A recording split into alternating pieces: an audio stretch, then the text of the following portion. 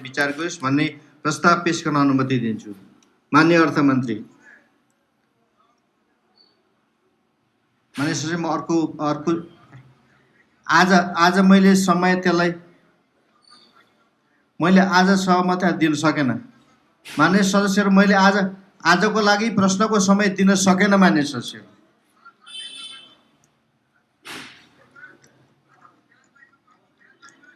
माननीय सदस्यले मैले भनिसकेँ। आज मैले अनुमति दिन सकेन। माननीय सदस्य, माननीय अर्थमन्त्रीजी अगाडि बढ्नुहोस्।